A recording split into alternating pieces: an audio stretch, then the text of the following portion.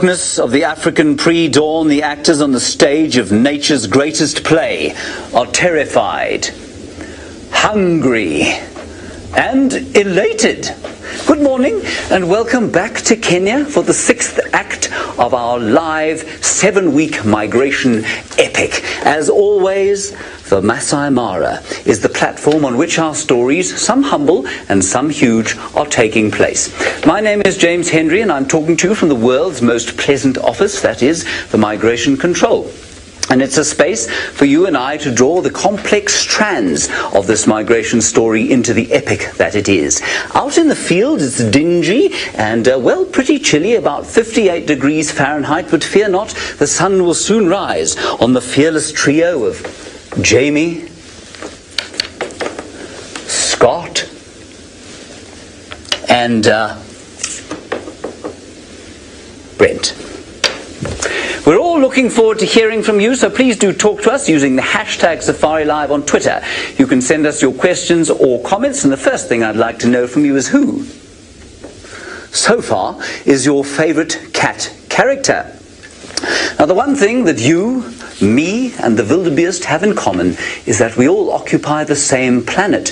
But which part of the planet, you might be asking yourself? Well, we're in Kenya, and it is home to about 50 million souls, 64 protected areas, of which the 370,000-acre Masai Mara is a jewel in the glittering Kenyan conservation crown. Now, I am not alone in the Migration Control today. I have a very special guest with me. I will introduce you to her later. For now, you've just seen Brent and that male lion eating his wildebeest. Let's have a look at how that came to pass. Here is a lioness of the Egyptian goose pride. She seems to be a little bit confused about what to do here, but actually I think she's just very, very full of wildebeest. Let's go over to Brent now. There was a lot of upheaval last night and I want him to tell you about it.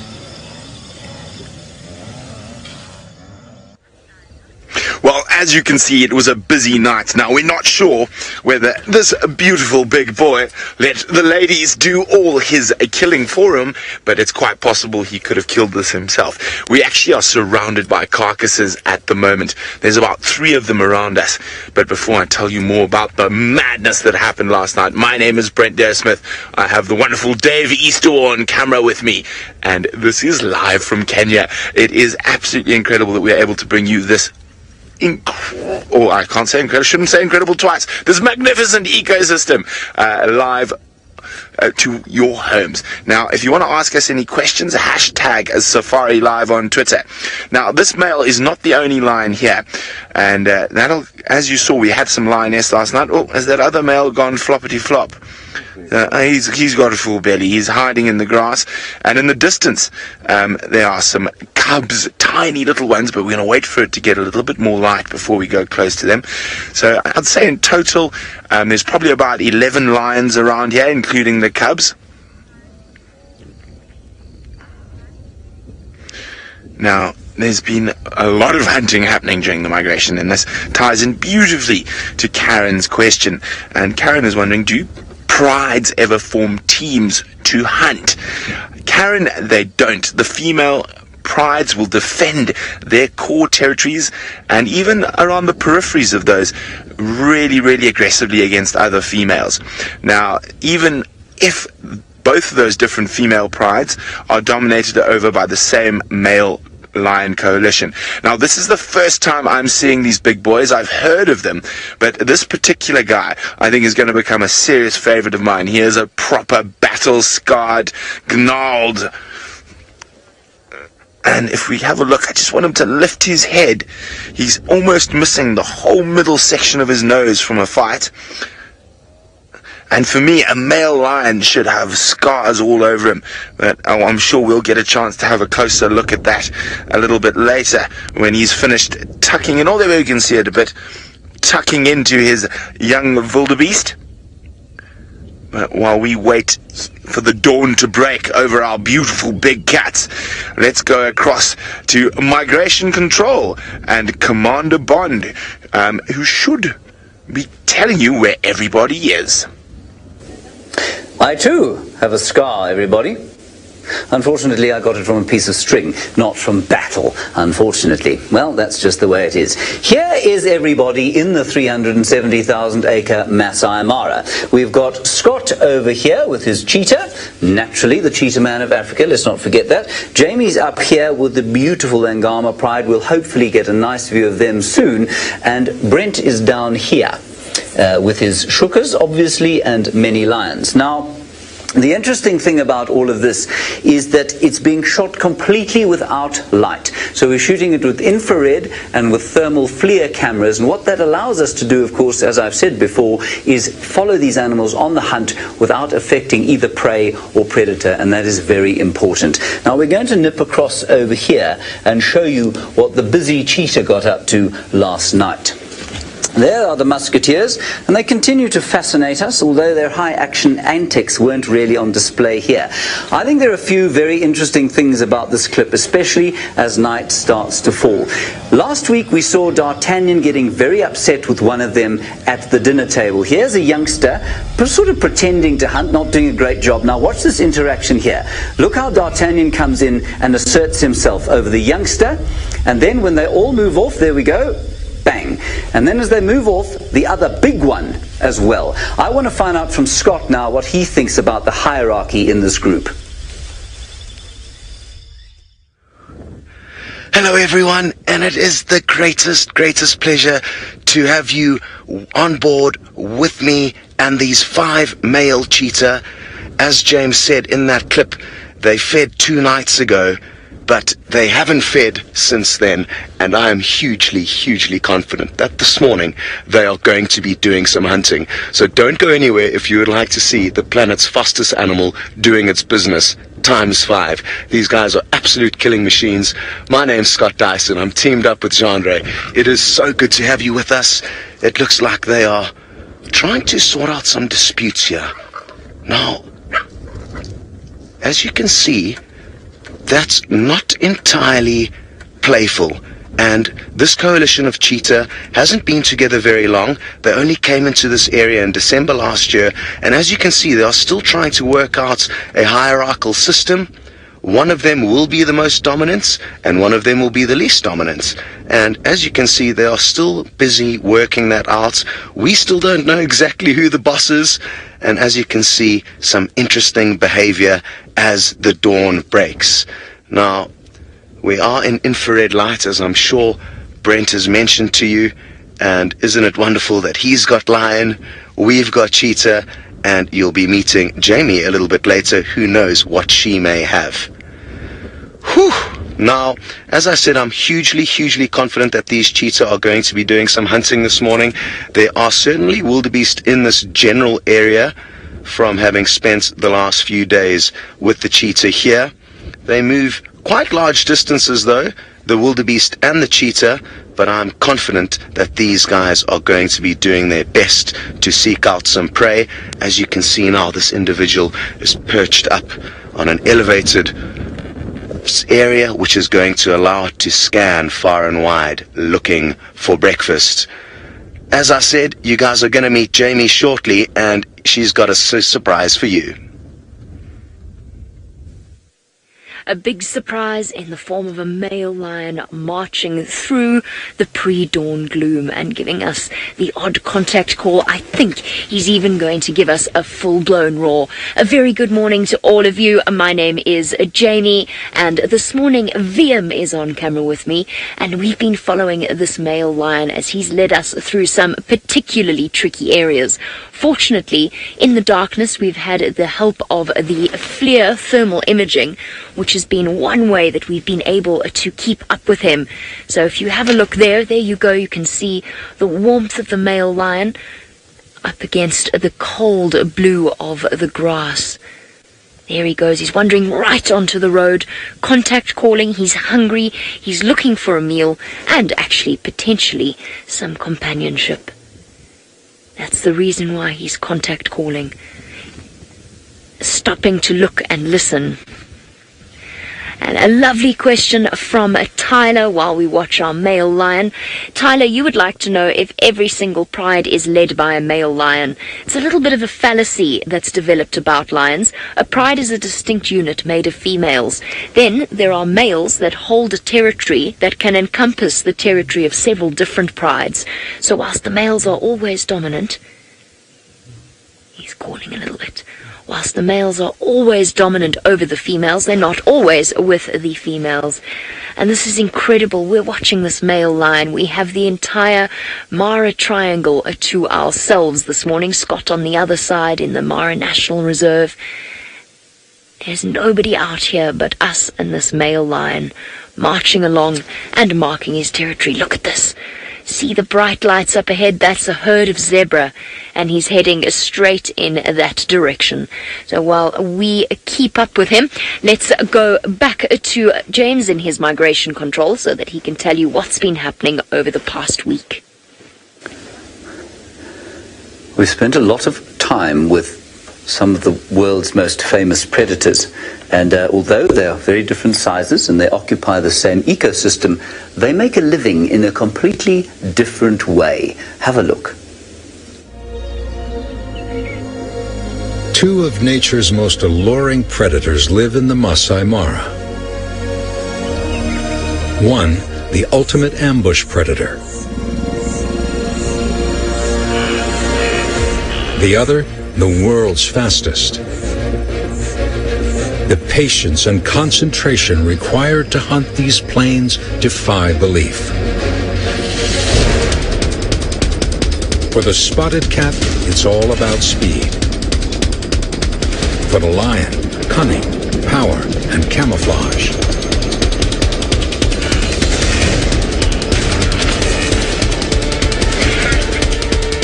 The lighter cat finds catching easier than killing.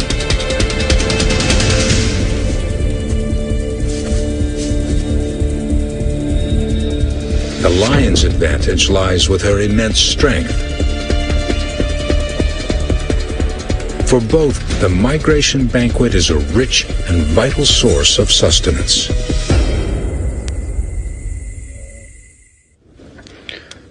We are coming to you live from the Mara, and these 5 cheetahs certainly are not entirely happy with one another's presence. They've just had quite a big scrap, probably the biggest I've ever seen them have. And let's see what happens now. Now, it is possible to distinguish them, but it's very difficult because they do look so similar, other than the one individual, D'Artagnan, who has a collar. So he was certainly heavily involved there. He's the individual on the left. And that is a GPS collar that the researchers use to track the movements of this very, very interesting coalition. To have 5 cheetah living together like this is not hugely common. Coalitions are common, but usually 2, maybe 3, sometimes 4, but 5 is certainly a rarity. So we are hugely fortunate to be able to view these 5 animals together and the interesting interactions between them. Now, Justin, wonderful to have you on board with us. You would like to know if these cheetah may kick out one of the individuals, the weakest link. And yes, this coalition could certainly disband at any moment. A sad but true reality. Maybe they may split up into one group of 2 and one group of 3, or who knows, only time will tell. I can assure you we will be doing our best though to keep you guys in the loop as to the future of this coalition of cheetah. We are going nowhere, and we will be sure to be hot on their heels as much as we can be. Now, we have had the whole reserve to ourselves, but there are a few tourist vehicles heading out now. I can see a few vehicles arriving to enjoy this sighting with us, and haven't they lucked out? Certainly wonderful to be able to share this incredible sighting with you and with them. Now, the cheetah look to be moving. I think I'm going to have to start moving too to keep up with them. Like I said, I'm very confident that this morning they are going to be doing some hunting. It's just a matter of time. So it's something to really look forward to. And while we reposition and get ahead of these cheetah, we're going to send you back to Brent and his lion. There we go. Here's some of the lionesses I was just telling you about. Now, I'm just waiting. They're being very playful. They are very close to where we were with the males, but they've taken the cubs up into this little thicket, rocky thicket, a great place to hide cubs. Now, often lions will leave their cubs in an area just like this, where there's little crevices and whatnot that they'll be able to sneak into. And let's just have a look. Cubs were cavorting and jumping all over her. Where have they disappeared to? Little munchkins. Maybe they're a little bit camera shy.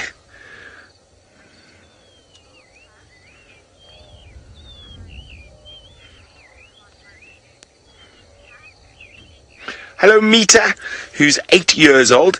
Mita is wondering, will prides ever leave their territories if they can't find food? Only if they're very desperate, very, very desperate, they will do that. But normally they will always be able to find food in their territory. Now I'm going to have to try and find a way around. There's some very big rocks here, and I could see a whole bunch of birds just took off, and I think that's where the cubs are, and they've been chasing the birds. Now, we're in a really rocky area here, so we've got to be careful, and you can see the sky is starting to lighten up a little bit, and we'll be quite grateful because it has been quite chilly this evening. Now, I didn't get to tell you exactly what happened last night. So, as I said, I lost lions, found lions, lost lions, but what happened when we found these lions is we actually found a young male of about 3.5, 4 years old, and we followed him for ages, and he was calling and being very lonely. Where's everybody? Where's everybody? And eventually he found 2 females from this pride. Now, there's a big rock there. Now, what happens when the young males get to that age is that they start becoming sexually mature, and sometimes will feel a little bit amorous with their sisters, mothers, and he's got to that age already, but the females still have that very tight bond with him. So we were following them, and they were hunting wildebeest, and that's that lioness you saw with the wildebeest streaming past her.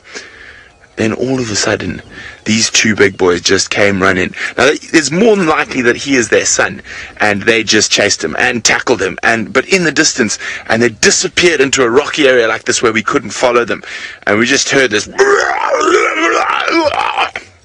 and then we had no lions. Everything had disappeared into different directions, and then eventually we found these lions on these kills. I'm just saying, can you hear that? I can hear the cubs. Wow. Wow. Now remember, if you have any questions, just like Mita did, #SafariLive on Twitter. Now, you can't see it yet, but as it gets a bit lighter, you're going to be... Oh, there we go. There's one of the lionesses. I said where the birds popped out. You can't see it yet, but this Egyptian goose pride is in prime territory at the moment. There are thousands of wildebeest, 360 degrees around us, and James is going to explain what the herds have been up to since you were last with us last week. I just had to compose myself quickly after that display of leonine behavior from Leo Smith there. What an appropriate name he has. Now, before I get on to the herd, Sierra, whose name I couldn't read from my own book last week, you said Serval, your favorite cat. Wonderful stuff. I think that's a good one. James, you said Cheetah. Mickey, you said lions are best. Well, Mickey, lions are an old favorite, aren't they? Now, the herd has had a relatively quiet time this week. They haven't done a huge amount. They moved from these plains down to the south, and the reason they did that was because there was a fire here about a month ago, blackened the land, lots of rain over the last 2 weeks. It's turned this into a beautiful pasture for the wildebeest. Then another group came over the river, and they've been spending time around the Paradise Plains. Have a look. There, you'd be forgiven for thinking that that was a completely different part of the world from the one you saw last week, but it's the same. So there they are on the Kenya-Tanzania border, and hundreds of thousands of them spread over the rolling hills. It's just beautiful, isn't it? Now, storms every single afternoon have flushed the tired grasses and produced sunsets of a dreamy quality that only Africa can deliver. Beautiful. Now, when you come back from the little break that we're going to have in a little while, not just yet, we are going to ask you to tell us where you would like to go. So you write hashtag Safari Live on Twitter, much the same as Sierra, James and Mickey did for their cat choice there. And you're going to say Brent Lions, Jamie Lyons, Scott Cheetah. So that's hashtag Safari Live, Brent Lyons, Jamie Lyons, or Scott Cheetah. Okay, let's just go quickly back to the map before we go off to our break and tell you that there is still a huge amount of grass in this area. Jamie's up here, and I'm pretty sure that the wildebeest over the course of the next few weeks are going to come up here. Jamie will tell you about the fact that she has been soaked basically for the last 2 days because of the rain we've had up here. And so the wildebeest will almost certainly come back up here. It's not like they've turned around to go back towards the Serengeti just yet. So they're all still up here. We're going to go away for our very short break now. Please don't go anywhere. Those cheetah are going to hunt something, and I think the lions are about to do exactly the same. See you shortly.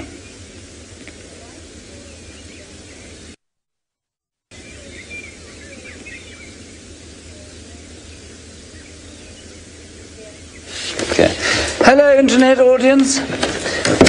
I feel I haven't had the comfort of your company for some time now, and I don't think that that is necessarily your fault, but I think you have been slightly remiss in talking to me. So I'm just going to have a bit of a sleep here while we go across to Jamie, who apparently needs to do an audio test.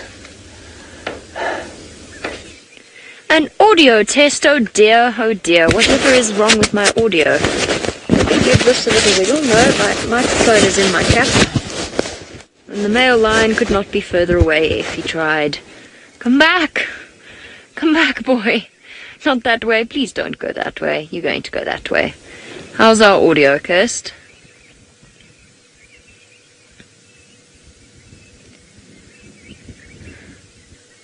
Marvelous.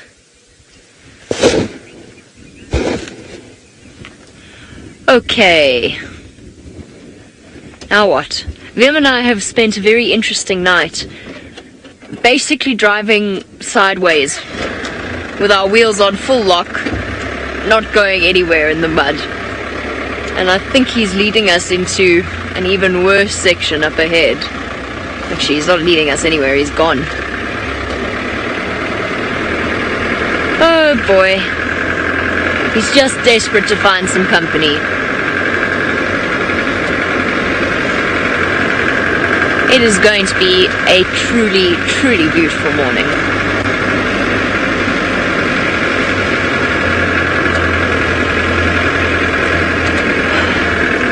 Now we've got to hope we find another male lion, because that's the best way that we're going to cease his current motion. He's been scent marking along the bushes, but all just that little bit too far for us. Some more zebra.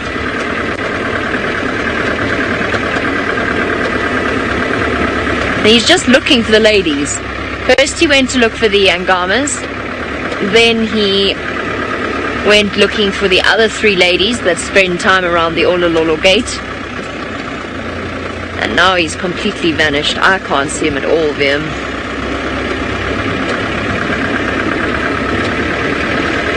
At least the mist is cleared.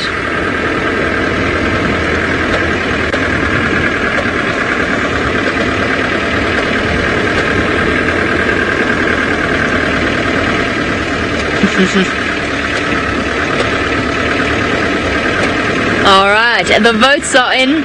And fortunately it's not our disappearing male lion, because I think that would be devastating for many. Let's go back across to the winner, Scott, and his cheetah. Well, thank you very much everyone who voted for the... Okay, sorry guys, I got a bit confused. I thought we were going live to TV. But it's just the ad break. Hello. Very exciting. Isn't the morning dawn break very beautiful?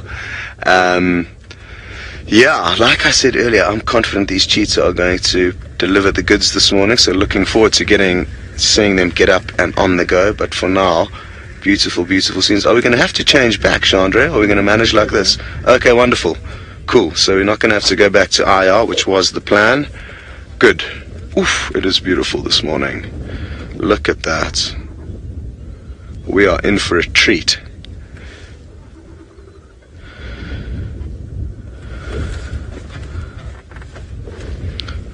Okay. We've got 30 seconds until we invite everyone back from their short break. And really looking forward to seeing what happens as this beautiful morning unfolds.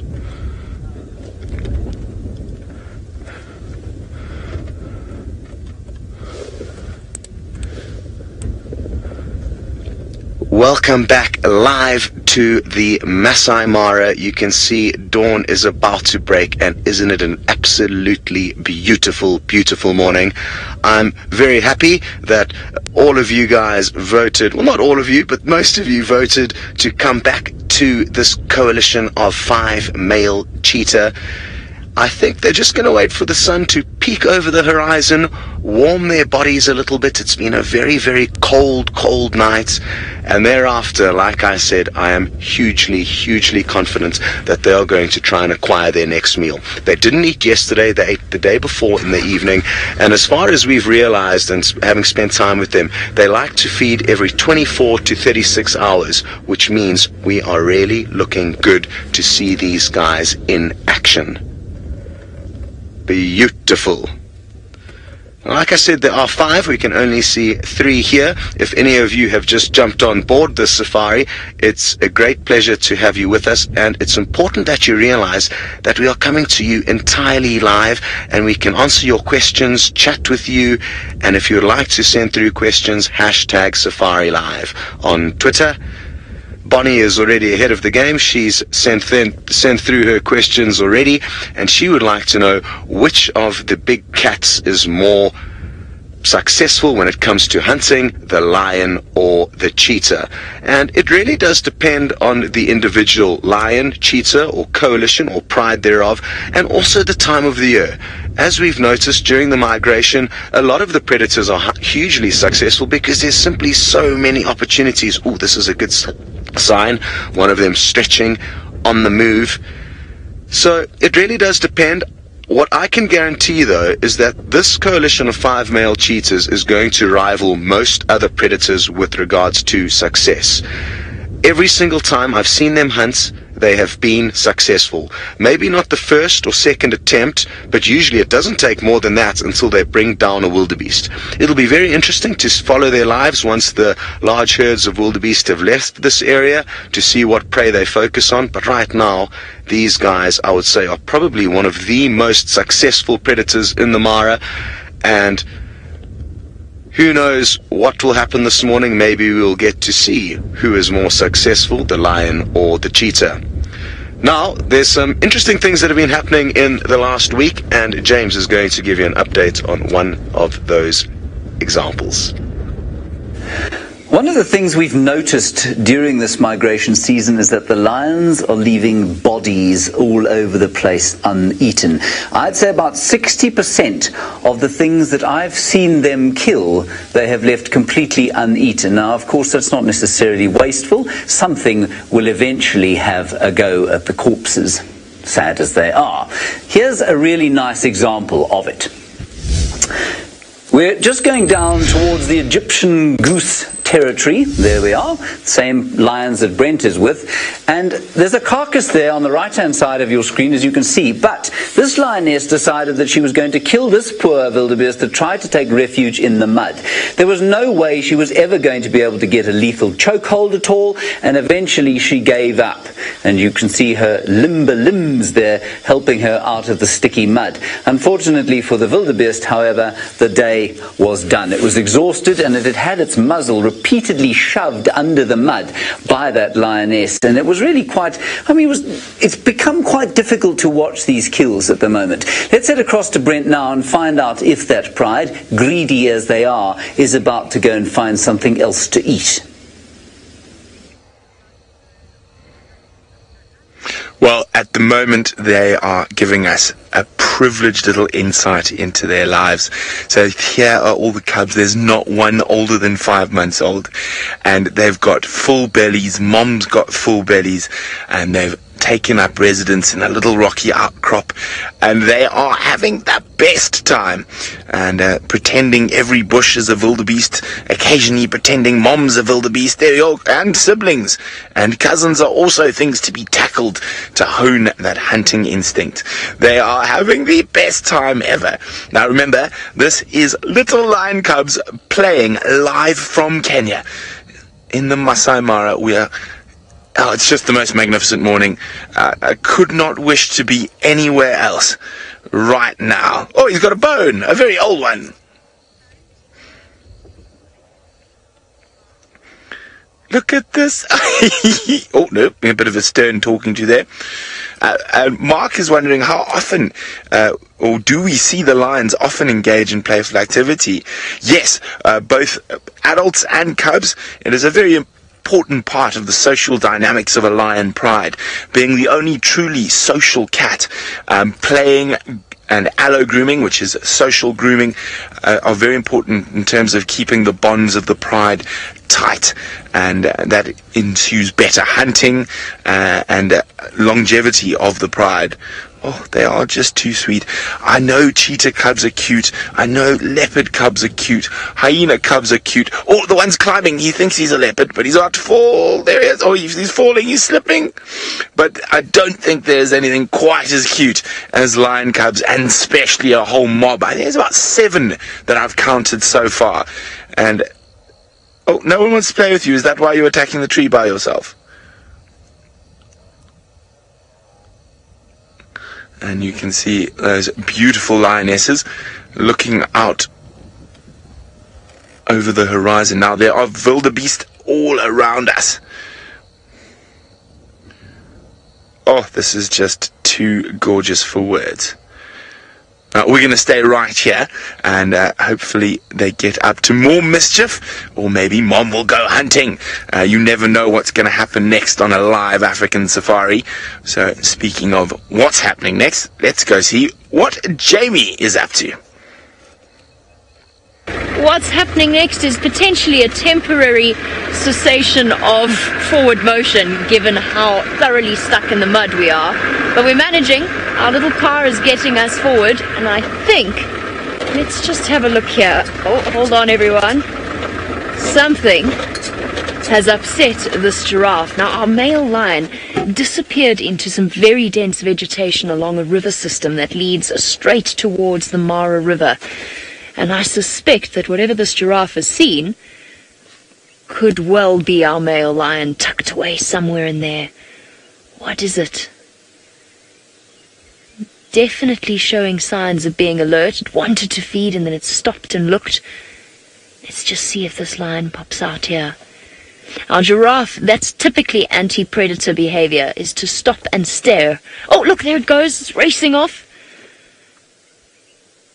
There it goes. What has it seen? Where is this lion? I'm sure he's in here. Now, he is all alone, and that would not stop him from hunting something like a giraffe. That's a tiny giraffe. He could potentially hunt it. But it brings us to Megan Dreen's question, which is, do lions usually hunt together, or do they hunt alone? They can hunt alone, but for the most part, the key to a lion's success is actually their ability to hunt as social predators. And they coordinate in the most amazing way in order to hunt something. Now, it could be that this lion has actually met up with other lions. That's what he was searching for. And it could be then that they are on their way to essentially cooperatively hunt whatever they can find. I'm going to see if we can figure out exactly where and what has scared that giraffe. Let's go back up to James in the migration control to see what he has to tell you now. Dare I say it, but the Cheetah brothers are becoming slightly predictable, but I think in the best possible way. And I think our friend here, Scott Dyson, built like a donut, as you can see there, has done a remarkably good job of documenting some behavior that possibly hasn't been seen before. 5 Cheetah brothers living in amongst the migration herds of, well, the Great Migration. Let's have a look at what they got up to this week. There they are, watching the wildebeest go past, the wildebeest being pretty reckless here, I think, and then one of them is off. Now, what I want you to appreciate here is the fact that that sub-adult wildebeest is at least twice the weight of that young cheetah. Look at that hit. The other cheetahs stream past because they're going so fast they can't turn around, but soon they come back to help their comrade in arms there, unlike the rest of the wildebeest, which just booked out somewhere in fear. Eventually the wrestling match ended, and, well, the cheetah had another magnificent migration meal. I just think that was fantastic, and I hope they're going to do it again shortly with Scott. Let's head over to him. Welcome back, and we are just cruising alongside these cheetah. They're heading up to a big tree, which I'm almost certain they're going to scent mark on, so it looks like they're doing a little bit of territorial marking to start off the morning.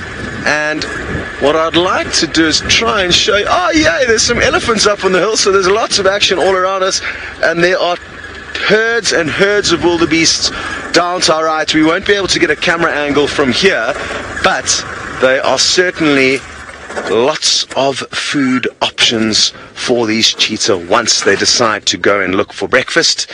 But for now, like I said, they are making sure that they lay claim to this territory. It's a new territory for them. There are still a few solitary males that lurk in and around this area, flying below the radar for obvious reasons. You would not want to be a solitary cheetah and come up against these five. They would make very short work of you. They, in all likelihood, wouldn't kill the other cheetah. It could end up that way, but certainly a large boxing match would go down to teach that individual that this is now their territory. Oh, we've got one coming in, Jandre. Cool. Hello, Tanina. You'd like to know how often these cheetah lose their kills? Well, in the last 6 weeks, we have seen them lose about half of a kill. They had fed on most of it. They lost that to a hyena, and that was about 4 weeks ago. And then about a week ago, they again temporarily lost a kill to a hyena, but interestingly, they did not let the hyena stay on top of it. They came back and chased the hyena off, so they got spooked initially. So the guys have been lucky, but I think there's just so much food around, they're not getting the usual pressure from scavengers. Now, I'm sure you guys all enjoyed that clip, seeing these guys in action. Incredible to see how quickly they can move. They made that wildebeest look like it had a fridge on its back, and testament to how quick these beasts are. Well, it sounds like Brent has got himself into a good position. Why don't you go and see what's happening over there? There we go. Look at that. So we're back with that. One of the big males. The other one is sleeping flat in the long grass here somewhere. But I just wanted to show you the bounty that the migration brings to the big cats of the Mara. Look at that. Incredible numbers just streaming through. And last week, there were very few wildebeest in this area. They were further to the west of us right now, and now there are just thousands and thousands. They just keep coming. It's a never-ending line of gnu's. And literally at the moment, we are surrounded 360 degrees by gnu's in various thicknesses. Oh, listen, listen, listen, listen. The females are roaring. Let's hope he roars back. There we go, he's gonna roar. The big boy's gonna roar. Oh, listen to this.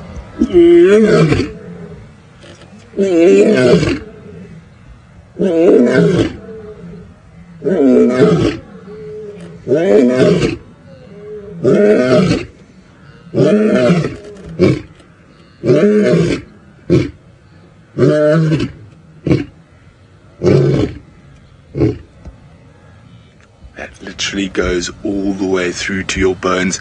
The vehicle vibrates when you're this close. Now, D'Angelo, it seems like the lions were listening to you, because D'Angelo was wondering, why do the lions roar? Now, there's basically two main reasons why lions roar. One is to proclaim territory. So that type of roar, the females and the males were telling the surrounding prides that this is their territory, this is their land, and if they come here, they're looking for a fight. And the other reason that lions normally roar is to find each other. So quite often, especially when hunting a massive wildebeest like that, they might become separated from each other. So they'll roar and contact call to find each other again. So it is incredible that we are able to just sit right next to these animals and listen to them and watch them just completely go about their daily life. Now, a lot of you probably wonder, why? And isn't it dangerous for us? It's not. And I will explain it a little bit more a bit later, because Scott has got the biggest mammal in the Mara. Well, balloons, elephants, and cheetah all in one frame. And some possible prey for the cheetah. You can see a few tiny little Thompson's gazelles there, dwarfed by the elephants. And this is certainly turning out to be a magical, magical morning. It's hard to believe that we are coming to you live from the Masai Mara. The sun is about to break over the horizon and paint these cheetah in a beautiful gold light. And we are about to send you up into the sky, floating along in a balloon. That's us floating through the sky, everybody. There is a beautiful hyena walking across the plains, and I always say, and I'm probably getting a little bit cliched now, but I love watching hyenas at this time of the day. They look like naughty teenagers who've just come out of a nightclub and they're on their way back to the den.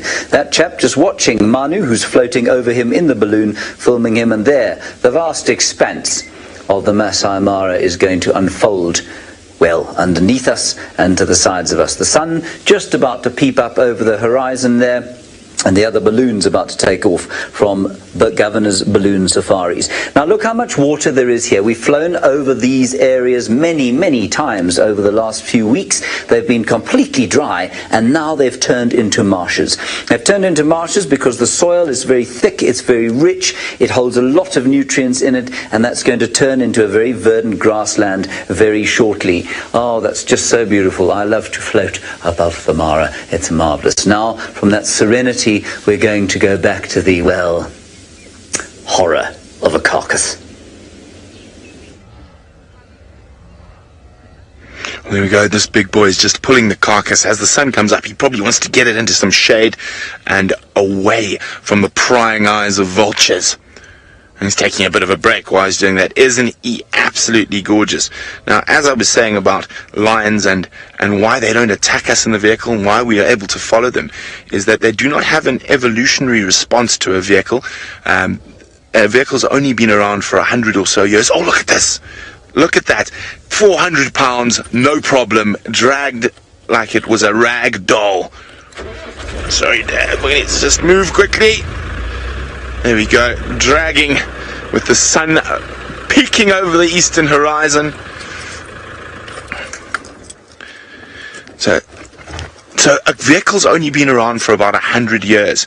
So they do not have an instinctive response. And if you drive carefully and considerately around them and don't pressure them, we are able to follow them like we do. Now, while this gentleman takes a break, let's see if everyone from last week remembers that I did say and challenge James to be twinsies with me this week and to wear his brand new yellow shuka. Now, this is generally how I look wearing my shuka throughout the night while the lions are sleeping, just keeping my eye on them. Now, we would like you to tell us who looks more dashing, daring in their shuka. And of course, James mentioned that he was a battle-scarred male lion a little bit earlier. I probably shouldn't tell you, but James got his scar from an elastic piece of plastic. Not very impressive. Okay, let's look back at this male lion. So remember, hashtag Safari Live, hashtag Brent or hashtag James. Who wore the shukka best? Who was more dashing? Who was more daring? Who was more debonair? And look at that. As I said, there's just wildebeest everywhere. These lions have the easiest time of it at the moment. Now, he is dragging it towards that rocky outcrop where the cubs are. Now, the male might share his carcass with the cubs, but almost certainly not with the lionesses.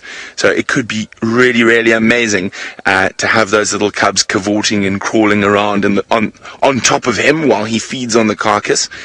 But if you want to see that, you're going to have to come back after this short break to see some more wonderful migration madness.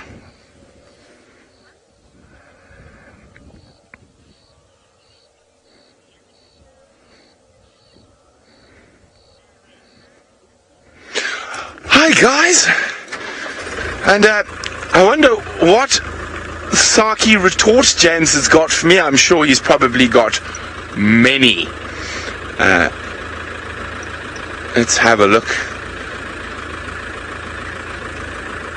Where is he off to? He's definitely taking that down into those croton thickets. A bit of cover. Okay, we're going to jump across to the hot air balloon. There it is, the hot air balloon, everybody, and the great Jamil Patterson there streaming across the plains. Look at her go, eh? She's waving, trying to find some lions that are going to kill something past another balloon. It's a lovely picture. And in the back there, of course, the inimitable Wiem Durenbrak and their Ascari. Now, I know it looks like they're going at about 100 kilometers an hour. They're not going anything like that fast. Pajamas is extremely sensitive to both animal and vehicle. Oh, that's great. Okay, and there's a giraffe going to see Jamie. Why wouldn't she? Wait, Jamie, there's a giraffe coming to see you. And the morning is, it's turned out quite blustery. I think this balloon is moving at quite a speed. Yesterday it was pretty still, but it's now moving at quite some speed over these, well, little forested thickets at the moment. Not nearly as thick as the riverine thickets. Isn't that gorgeous? Now, there are a few things now, people on the internet, that I need you to remind me of. There are a few things that I keep saying, and I've started to notice it. And when you've started to notice it yourself, it's very clear that other people must have been noticing it for a long time. For example, I keep saying, isn't this gorgeous, or isn't this beautiful, which means it must have been driving you lot mad for weeks by now. So please do remind me of those things. In the meantime, I have to go outside and suspend myself from the swing. Yes, that's exactly what I said. And we're going to go across to Scott. Hello. So now Chandra and I, excuse me, are trying to decide whether to be on the silhouette side of the cheetah or on the sunny side of the cheetah. It's always a bit of a gamble, because we need to be below them considerably to get a good silhouette. It'll be magic if they do peek up onto ridge. It's not looking good though, Chandra, is it? It's a bit too flat here. We need more of a steep angled slope. The other thing we don't want to do is be caught short trying to get beautiful shots from kind of behind them, essentially, and then miss out on any possible hunting that they may do as they peak over this crest that they're heading towards. But for now, isn't this just too good to be true? Coasting alongside 5 male cheetah as they go about their morning business. Marvelous. I think we're certainly having the most luck so far of all of the shows we've done. It certainly sounds like Brent and Jamie are getting some great stuff. James is constantly providing us with great entertainment from up in his control room. So it sounds like it's been a great morning, and we are certainly loving things here on Paka. That's the name of our vehicle, and looking forward to the sun breaking over the horizon to warm us up a little bit. It was a fairly cold night, but thankfully these guys went to sleep quite early, so did we. Chandra, what do you reckon? Other side of them, or? Okay. Very good.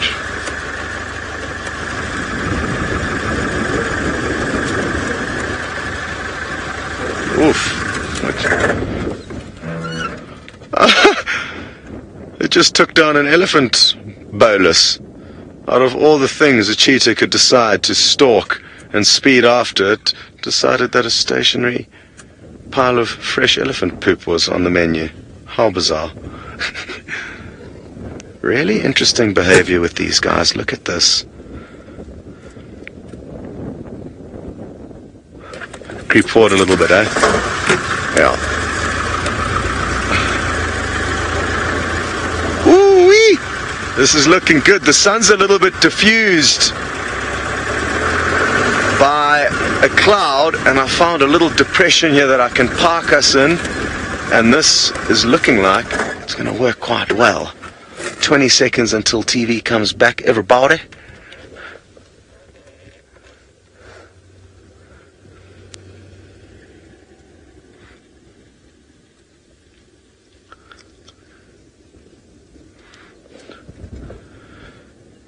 Welcome back to this live Masai Mara migration safari. We are getting the first rays of the sun breaking through what looks to be a slight cloud bank off to the east. 5 cheetah, a herd of Thompson's gazelle, and isn't this just beautiful as the sun begins to pop over the horizon. Now, speaking of popping over the horizon, these cheetah are about to pop over a crest. I'm feeling lucky that there's going to be a whole bunch of prey waiting for them on the other side. Only time will tell. My name's Scott Dyson. It's wonderful to have you on safari. And these 5 cheetah are hungry. If you've just joined, it's important that you know that these guys are absolute hunting machines. It looks like they're playing around now. Let's see if we can get onto them as we coast along.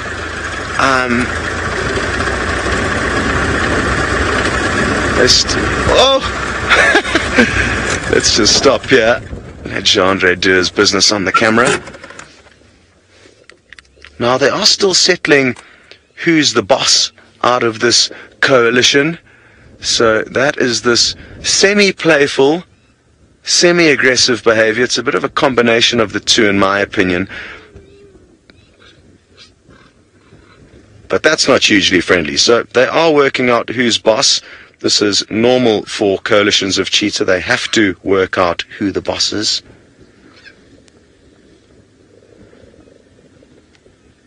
And sometimes nature can be confusing for us to understand, and it is, because we are very different beasts to these. But they are going about settling their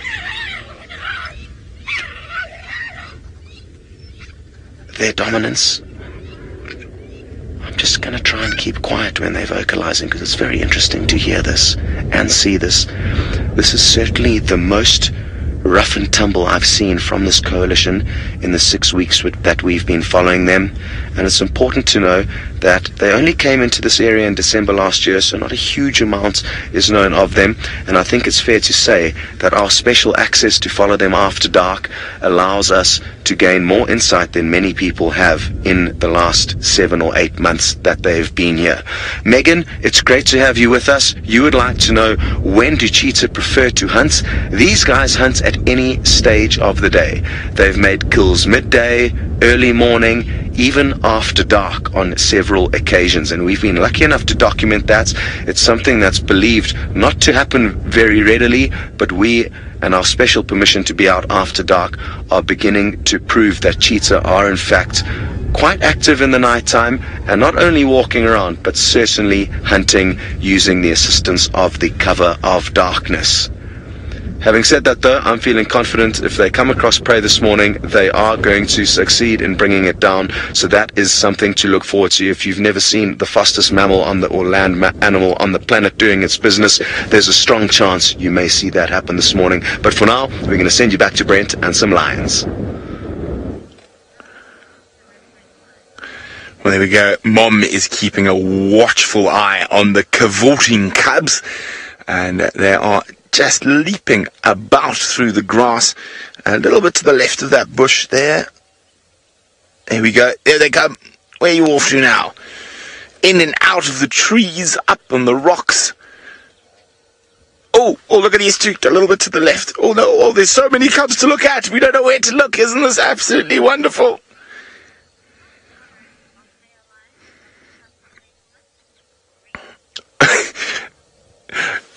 No, isn't this? They are just two wonderful. Lion cubs at this age are truly, truly special and amazing creatures to spend time with. A lot more active than the adults. And Reed is wondering how tolerant of the cub's playfulness are the male lions.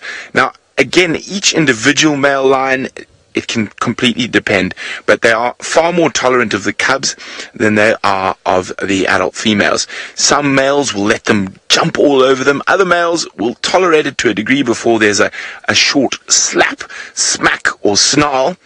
But one of the more interesting things about that for me is that in quite a lot of recent studies, it's shown that a lot of cubs, up to sort of 45% of cubs, are not born to the pride males, and then this is through genetic studies. And what happens is you have solitary males who haven't been able to form coalitions, so they aren't able to hold on to territory, so they're nomadic completely, and their strategy is to sneak around the peripheries, and as soon as they get a chance to mate with a female in estrus, they will, and that's how they pass on their genetic line. Now, of course, these lions, as it gets a little bit warmer, they might start getting a little bit more calm, but we will be here to see if they do.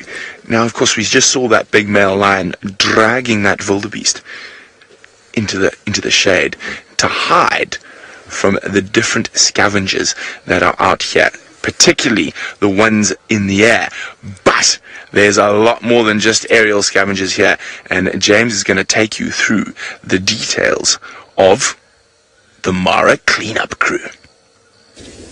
I am eventually going to do that, everybody, and, well, I'll explain why I'm sitting outside this window shortly as well.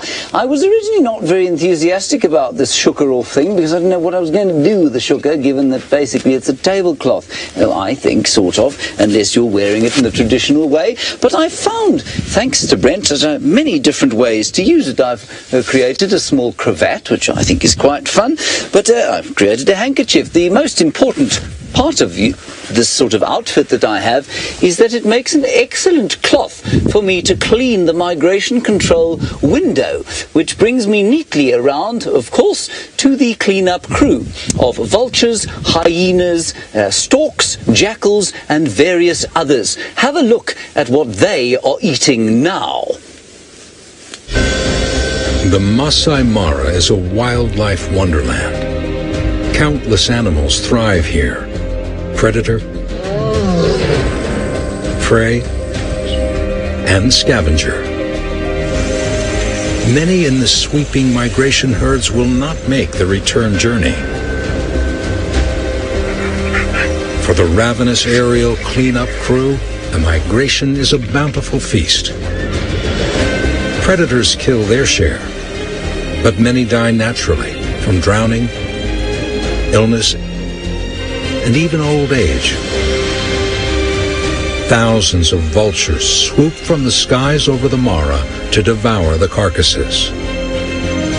The enormous lappet-face dominates, while the Ruppel's griffins and white-backed squabble and hiss for scraps.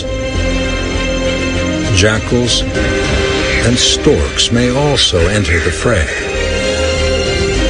When the unruly banquet is over, the vultures of the Mara take to the air once more.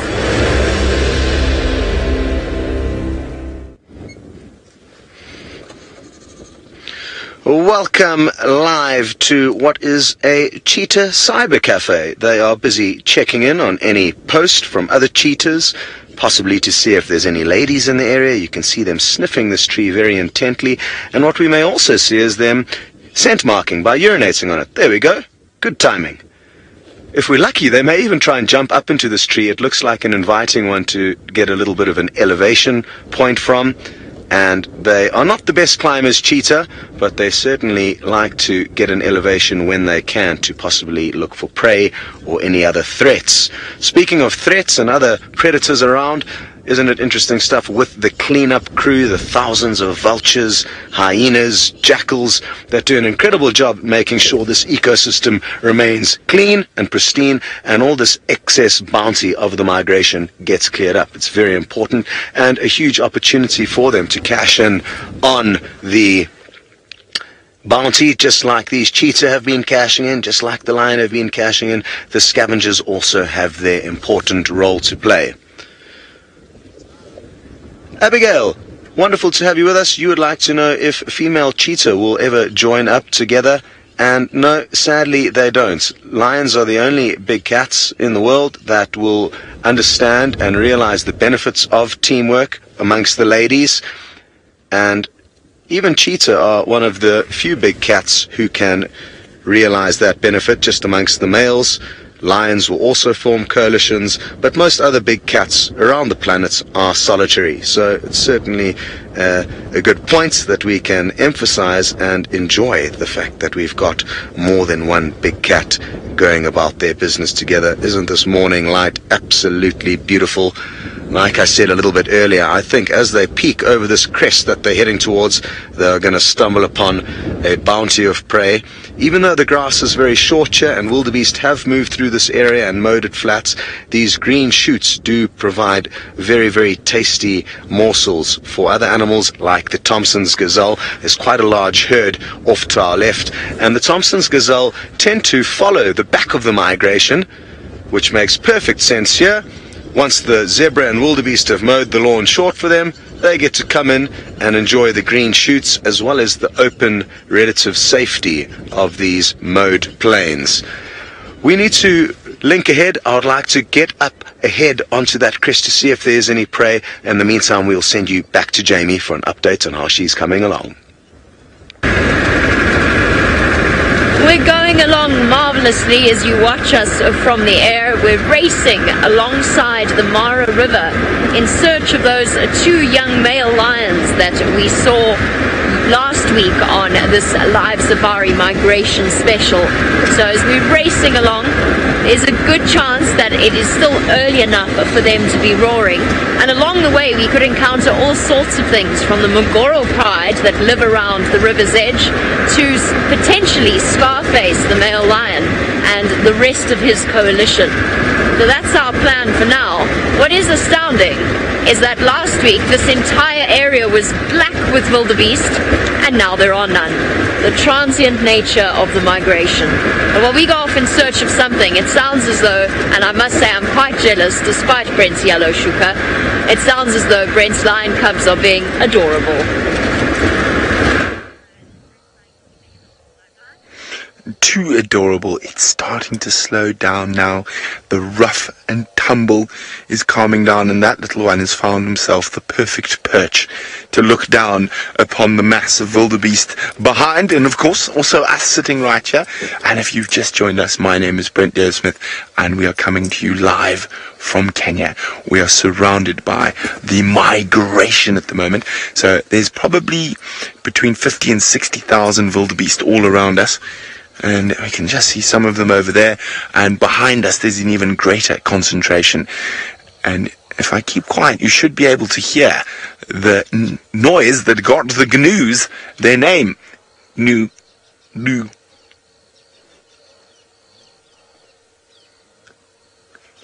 Now, as I said, the lions are calming down. They've had a busy night. And I know the wildebeest are a little bit far away. So I've got a question for all of you.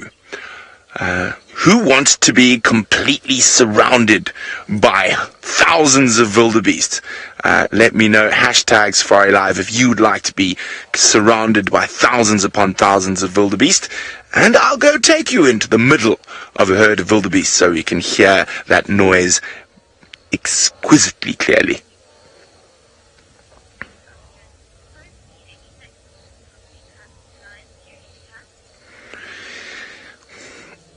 Now, Sophie, Sophie is 6 years old and probably as playful as these cubs. And Sophie would like to know, how many cubs do lions usually have? Well, Sophie, normally it's 2, but it can range anywhere from 1 to 4 normally. But the biggest litter of cubs ever recorded in the wild was in Kenya, in fact, and a lioness had 8 cubs. So there we go, up to 8, but it's normally, I'd say normally 2 to 4. But there we go. Oh, it looks like it's going to go say, hello, Mom. Oh, let me jump on Mom. Mom's ears are such good fluffy toys. Oh, you caught your mother. I think Mom might have aided in the takedown there. And as I said, this is normally what happens after that sort of very big playfulness. Oh, no, maybe not. We're not over yet. What are we climbing on? We're climbing on a rock. It's a little boy playing King of the Rock. Oh, and here come the others.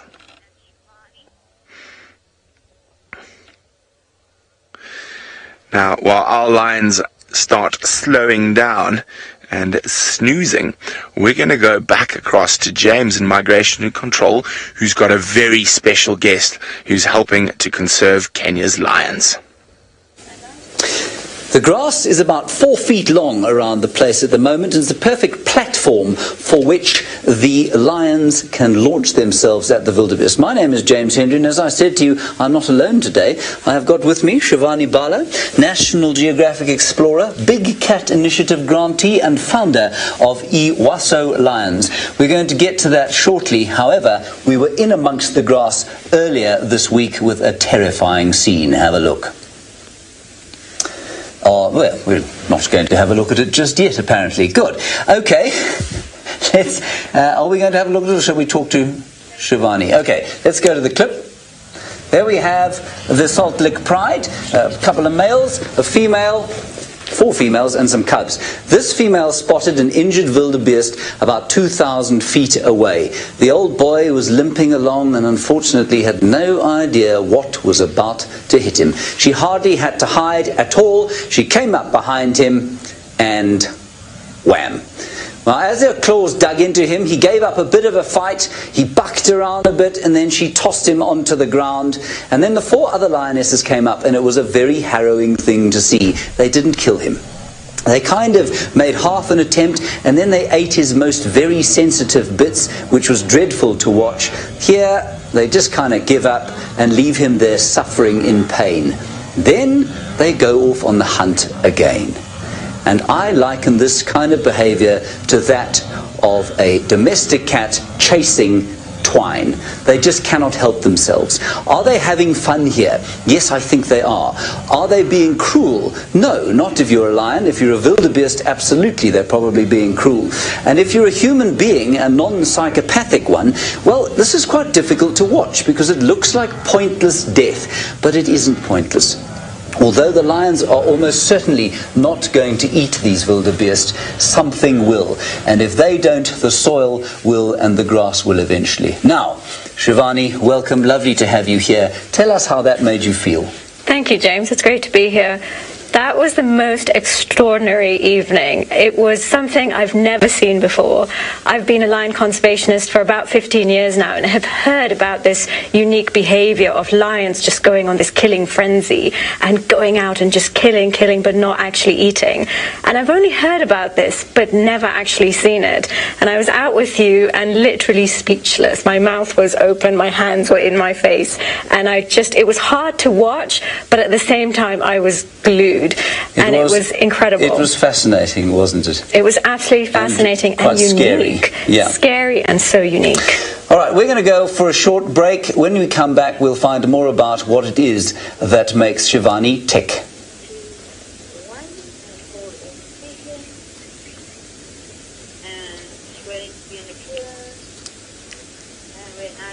Okay.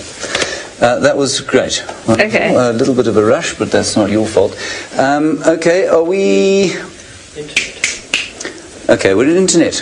We're in internet. I nearly panicked there. Everybody in the internet, this is Shivani. Say hello to the internet, Shivani. Hello. We'll head across to Brent now while I try and find something else to do with my sugar.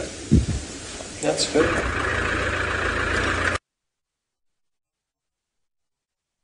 Inside the wildebeest now. Just gonna keep quiet for a few seconds and listen.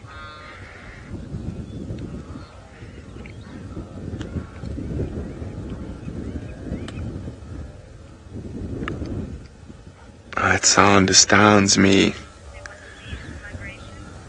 And I heard that everyone wanted to be in the middle of the migration. Join us in the middle of the migration, should I say. And I'm just trying to give you a feeling of what it's like. Now, apart from the constant noo, there's this incredible sound of feet. Now, when they stampede, it's deafening. But while they're walking, it's sort of just a slow sort of shush through the grass. And the smell is quite incredible. Now, it rained quite a lot last night, so the air is really, really crisp. There's a sort of damp, fresh smell, but coupled with a sort of farmyard smell. It's not quite as strong as you would get from cattle, but very much a sort of a farmyard smell, but slightly not as strong. I quite like it. It's wonderful.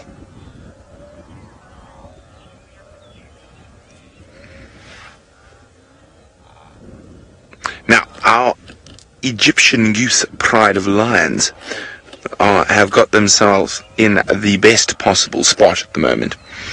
They have got streams of wildebeest coming from Tanzania out towards them.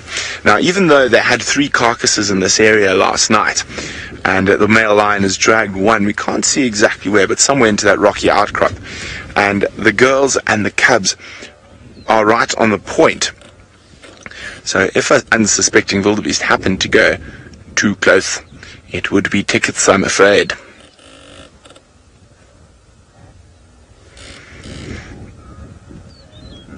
Oh, I just love that sound. Now, you would think the amount of hours we spend around the wildebeest going, I still have to giggle every single time I hear one that's got a slightly different gnu. Okay, I want to get deeper in the migration where we can hear a bit more.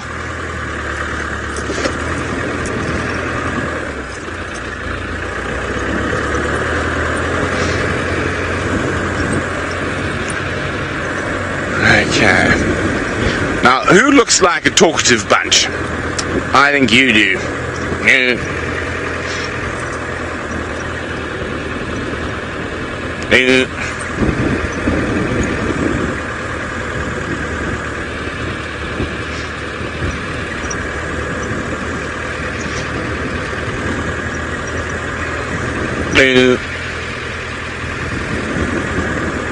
Yes, you look like a talkative bunch. Let's have a listen. What do you have to say?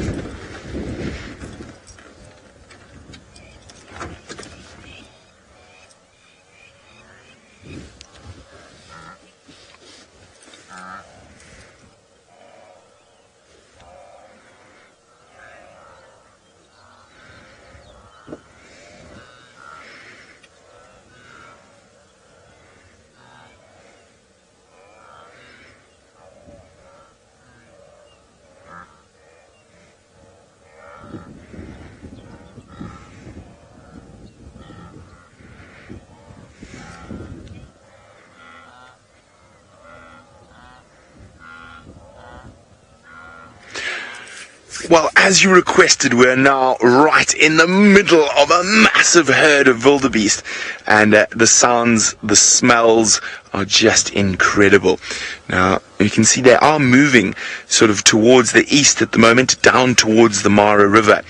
So who knows, they might be arriving towards some of the crossings a little bit later. There could be quite a few a lot further ahead. Now, I'm just going to keep quiet so you can experience this incredible sound.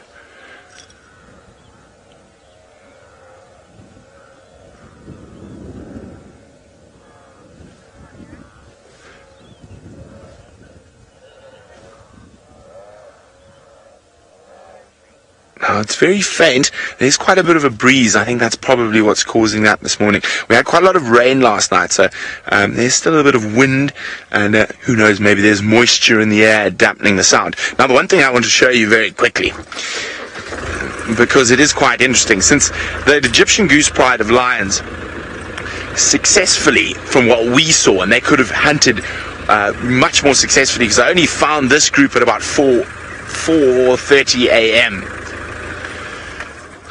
And that Egyptian goose pride successfully, in this very spot, within this 100 meters or so, killed 3 different wildebeest.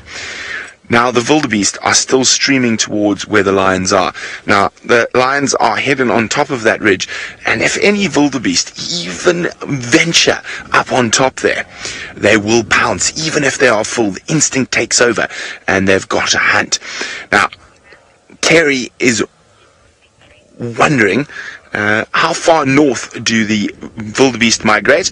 Well, Terry, sorry, not Kerry, Terry with a T, they head north out of the National Reserve into the conservancies, but right up to the foothills. And as soon as the sort of scrubby acacia rocky woodlands start, they turn around and start moving back through into the Mara and then eventually down to the Serengeti. Oh, it is just too unbelievable. But while we sit with our wildebeest and hope for the lions to come down off their perch, let's go across to Scott Big Cat Dyson with the smallest big cat in the Mara. Well, good news here. I feel like this may be the last cyber cafe these cheetahs stop in this morning before heading towards the local delicatessen, which is waiting for them not far from here. There is a herd of wildebeest about 500 meters away, and these cheetah are heading slowly directly in that direction. Beautiful, expansive views over the Mara. Brent and Jamie are way off in the distance somewhere below that mountain range on the horizon, and we are all the way over here. It's a ginormous ecosystem that we are so lucky to be able to take you through. Debbie, you'd like to know if cheetah can climb trees, and yes, they can. They're not very good tree climbers, though. One of them, just before you joined us, kind of jumped onto the side of this tree and then jumped off. They like trees with a bit of a 45-degree angle that are easier to climb.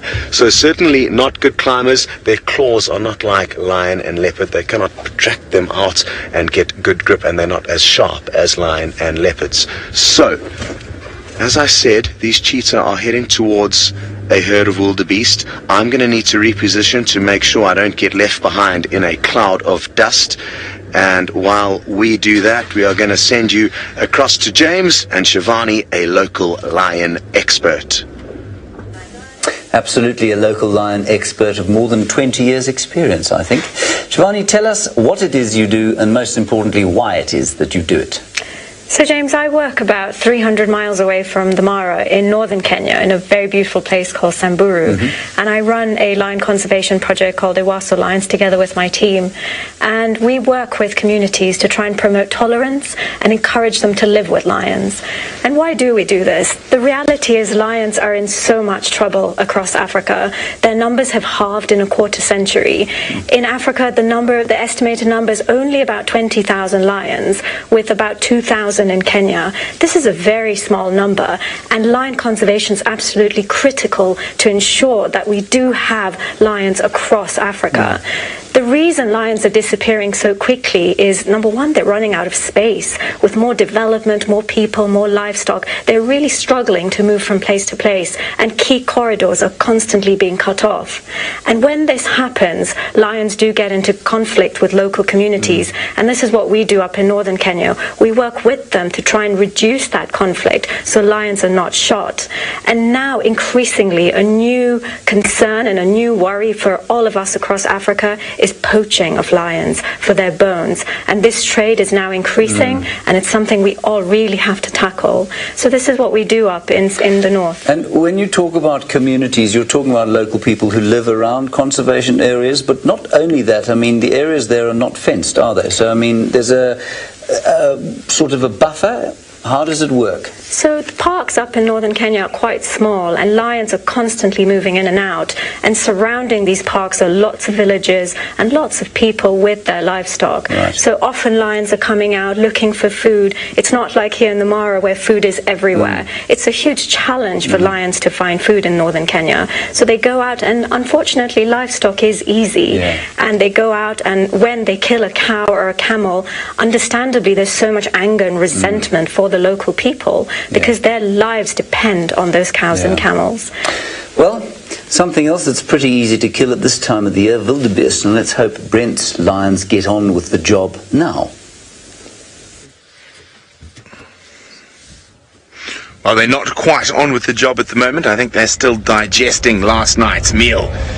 As you can see, there's just masses of them. And I'd like you guys to send through a one-word tweet about the herd, the migration. Just a one-word tweet. What do you think? What do you feel about this complete mass of animals? And we can hear that lovely canoeing now. The wind's changed in our direction.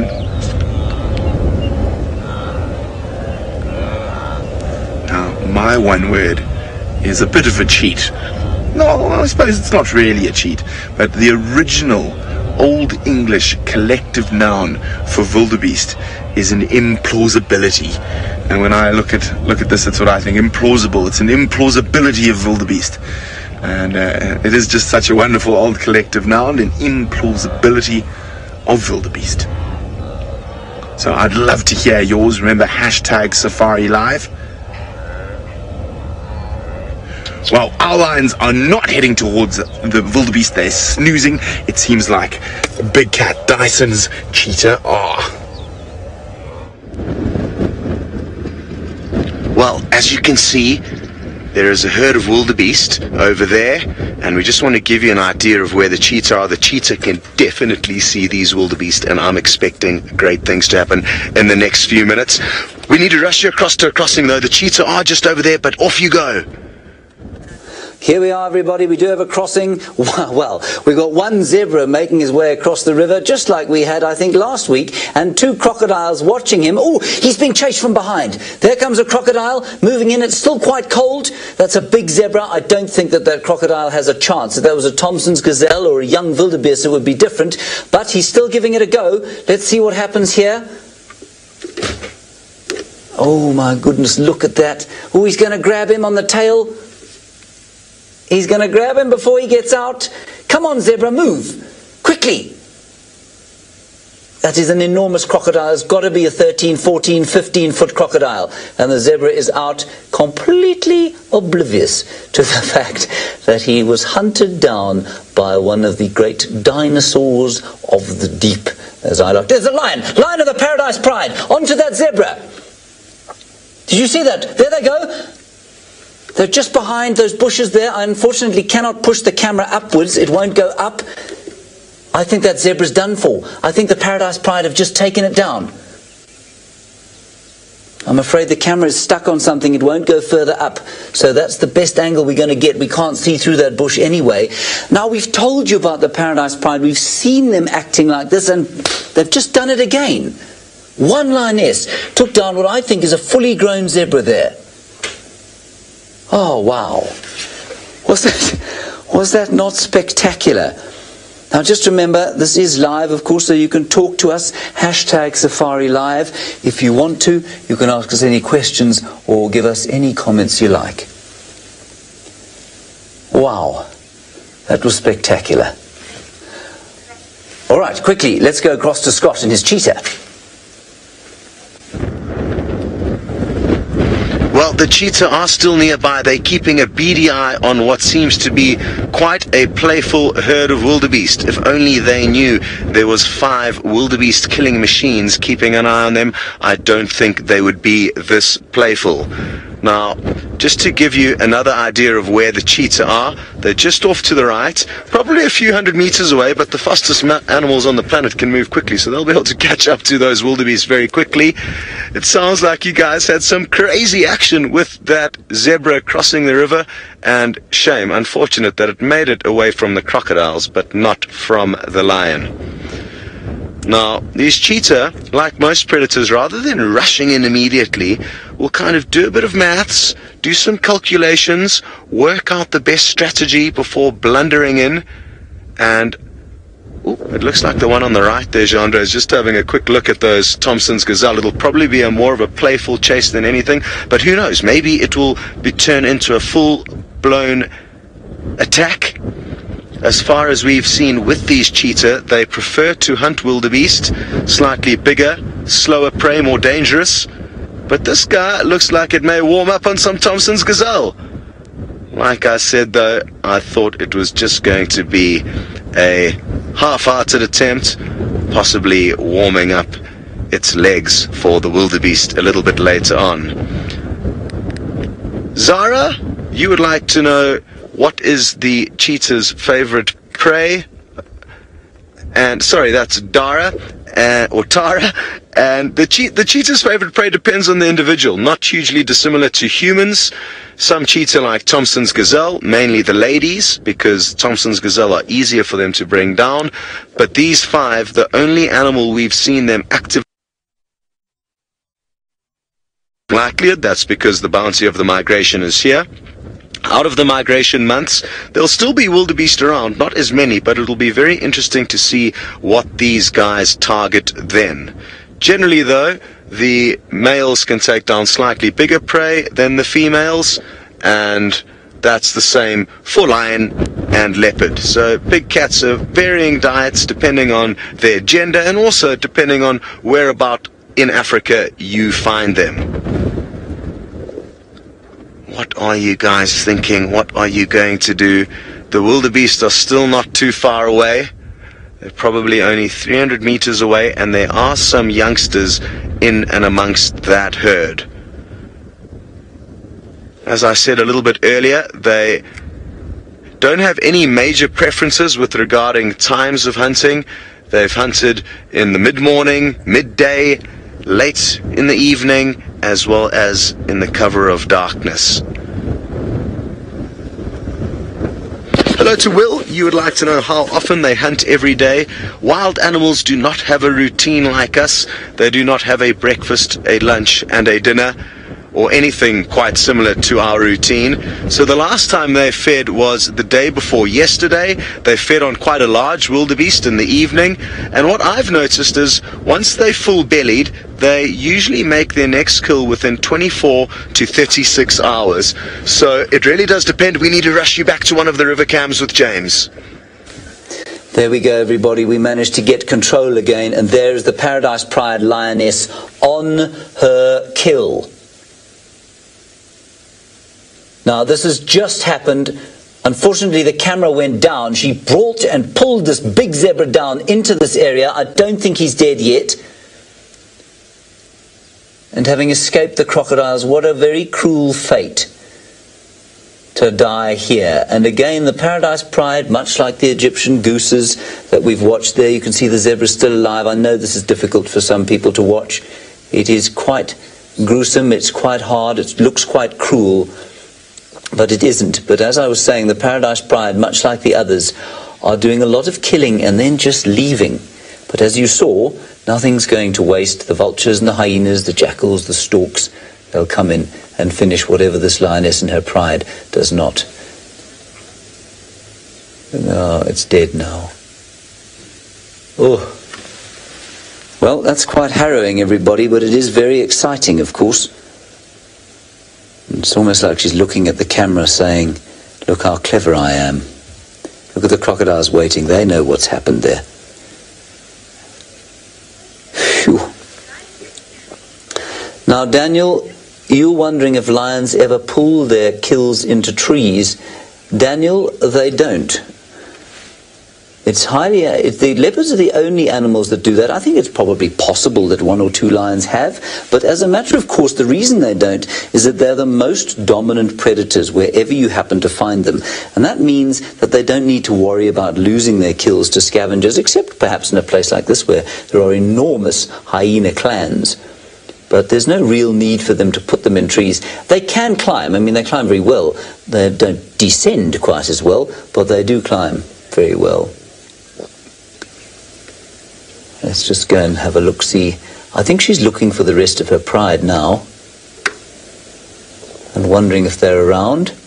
She'll keep an eye out for vultures and hyenas and that sort of thing. But now let's just appreciate what we're looking at there. Although those two animals look like they're the same size, there's a false impression created by the angle at which the lion is lying. She is probably weighs in at around about 240 pounds or so. That zebra, which I can't really see if it's a mare or a stallion, but it will be almost 1.5 times her mass. So it really is quite something that she has managed to achieve this. Just amazing stuff. All right, let's head back across to Brent now and his spectacular scenery of the migrating herds.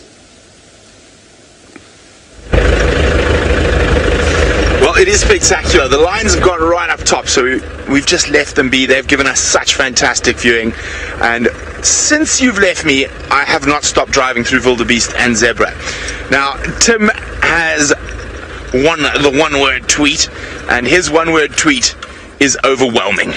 I agree, and I especially think if you look at a poor Topi who has to live here all year, and then all of a sudden he is overwhelmed by wildebeest. Now, it's a male Topi, and he'll probably stick out in this area, wait for females to come to him, and while he waits at certain times of the year, he gets completely overwhelmed. Oh, look at the mud on his horns. Now, male Topi do that to make themselves look more impressive. Quite a few different antelope species do that. Now, at the moment, we are almost completely surrounded by wildebeest. But Kathy is wondering, where are the large herds of zebra? Now, Kathy, they're around. They're normally up ahead of the wildebeest, but now at this point of the migration, everything's sort of a mix-mashed. So you do get large herds of zebras around. We've only got a small one with us at the moment, behind us, Dave. And there's that sort of quintessential Masai Mara migration shot of a few striped bottoms amongst a black mass of bottoms. Now, from striped bottoms and non-striped bottoms to spotty bottoms with Scott. Well, yes, as Brent says, we have got some spotted cats just ahead of us. These cheetah are looking very intently in the direction of a herd of wildebeest. I think what they're doing is kind of scanning and looking for any weaknesses before they rush in. They look quite relaxed now, but ooh, there we go. What's that front one doing? Has a possibly young or injured wildebeest caught its attention? Hard to be certain. It's looking down into an area that we may not be able to see with our camera, but there are a lot more wildebeest further to the left of where that cheetah is looking. I think it could be looking at a Thompson's gazelle. As I said earlier, they will be getting hungry. Their last meal was 2 nights ago, and come on, go and show us how quick you are and how good you are at hunting. If only these cheetah knew how many people were urging them on and willing them to go for a hunt this morning. I wonder if they would change their mind. But certainly very good prospects. I just want to show you where the herd of wildebeest is. Off to the left, there are some youngsters in amongst them. So there are definitely some options. There is a bigger herd further off, and I'm hoping that once these cheetah have warmed up a little bit with a few more rays from this glorious morning sunshine, they could well get up and get moving and hunting. Only time will tell. You going off for a short break, I would strongly suggest you come back to see what they get up to.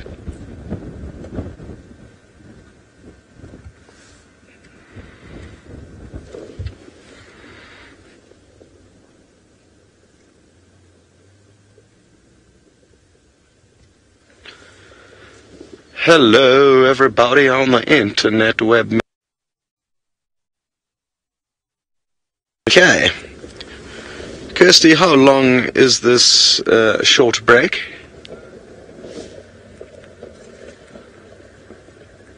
Okay, so it's a 5-minute break. I really am hoping these cheetah are going to have a go at the wildebeest, or anything really, just stretch their legs. But I cannot be certain as to what their movements are going to be at the moment. I think, like I said, they're just kind of warming up a bit, and let's hope they do decide to get their act together. What an epic morning it's been. Can you believe that poor zebra? Second one to have a similar fate, single zebra making it away from the crocodiles but straight into the jaws of a lion. And the first time we captured that was from a balloon, now from the river cams, and we are certainly loving all the different angles and perspective and toys that are allowing us to bring you some crazy, crazy migration action. Watch out, Mr. Tommy. There are some cheetah eyeballing you. But I really think they would only go for a Tommy at this time of the year if it was injured. And that guy seemed to be okay. There's just easier options for these 5.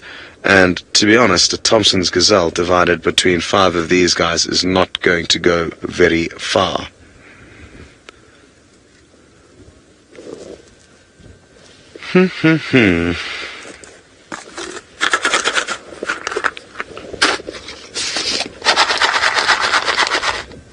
It's my sweetie jar, peppermints. I'd love to offer you one. It's going to be tricky for you though, but Jean can have one. Right, thank you. There we go. Very tasty.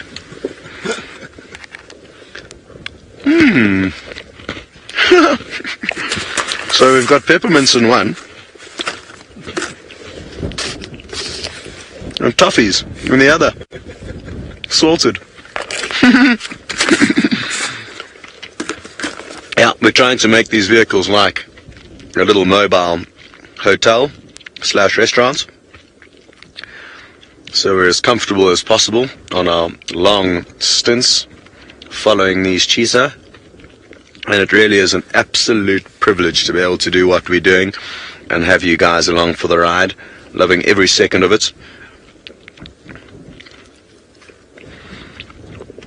We had quite a pleasant night last night. The afternoon was a bit tricky with the rain, etc., etc.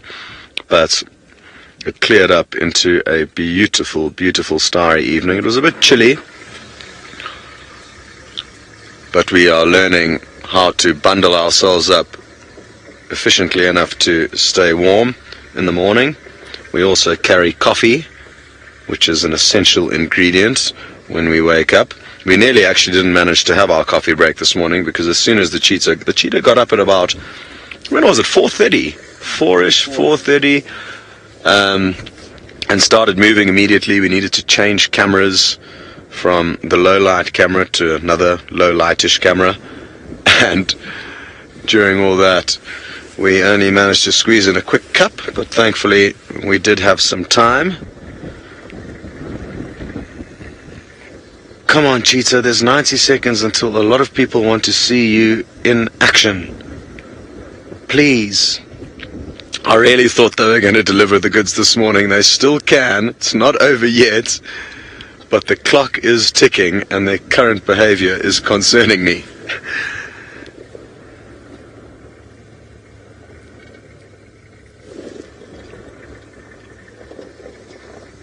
Kirsty, what's Jamie and Brent up to at the moment?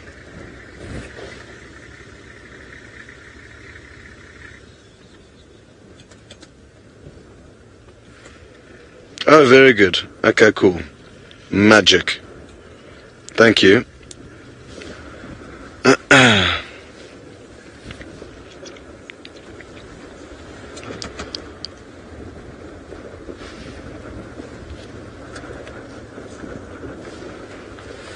Okay, 30 seconds until the TV folks rejoin us.